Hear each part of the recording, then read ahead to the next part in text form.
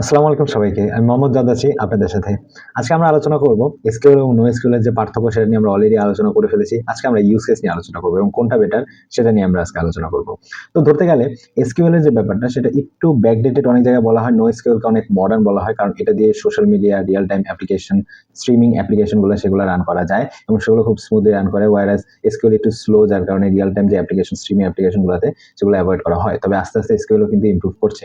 তার চেয়ে ইম্পর্টেন্ট হচ্ছে আপনি যদি নোএসকিউএল মাস্টার হতে চান, এসকিউএল কে আগে মাস্টারি করে নিয়ে দেন আপনাকে নোএসকিউএল নিয়ে আগাতে হবে। এখন আমরা ইউজ কেস জেনে নিই। SQL normally banking system, transaction যেখানে অনেক বেশি পরিমাণে সিকিউরিটি প্রয়োজন হয় সেগুলোতে মূলত এসকিউএল, বা ট্রানজাকশন বা যেখানে মানির ব্যাপার রয়েছে সেখানে মূলত এসকিউএল বেশি ইউজ হয়। আদারওয়াইজ যদি আমি নোএসকিউএল এর দিকে তাকাই, সেখানে কিন্তু বিভিন্ন ধরনের সোশ্যাল মিডিয়া টাইপের যে অ্যাপ্লিকেশন স্ট্রিমিং অ্যাপ্লিকেশন, সেখানে নোএসকিউএল ইউজ হয়।